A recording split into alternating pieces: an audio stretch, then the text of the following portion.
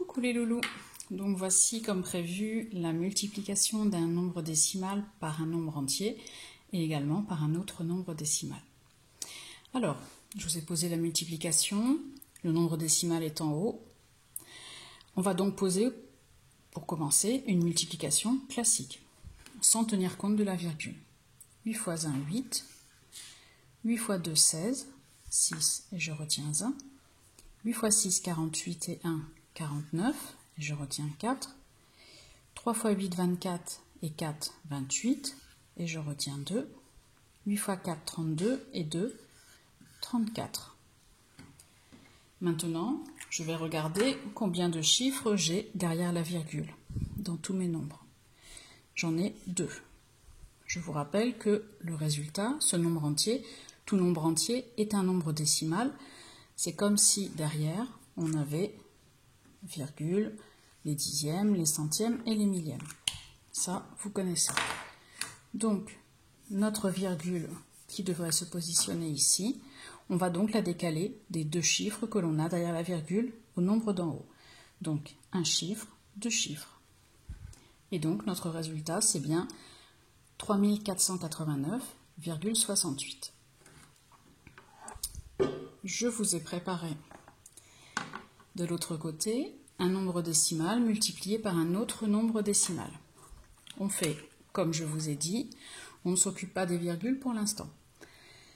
4 fois 2, 8. 4 fois 9, 36. 6 et je retiens 3. 4 fois 5, 20 et 3, 23. Et je retiens 2. 4 fois 2, 8 et 2, 10. Et je retiens 1.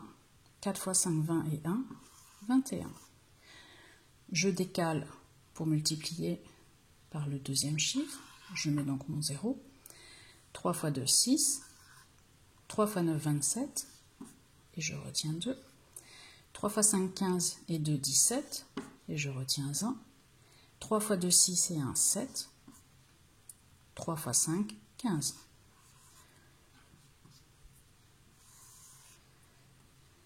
« 8 plus 0, 8. 6 et 6, 12. 2, je retiens 1. C'était 3, 10 et 1, 11. Et je retiens 1. 7 et 1, 8. 7 et 1, 8. 5 et 2, 7. 1. Comme je vous ai dit tout à l'heure, nous allons donc compter combien de chiffres il y a derrière la virgule. Il y en a 1, 2 et 3 cette fois-ci, puisque nous avons un nombre décimal également au multiplicateur. Donc, rappelez-vous, notre virgule est censée être ici. Donc, je la décale de 3 chiffres. 1, 2, 3. Et voici le résultat. 1788,128.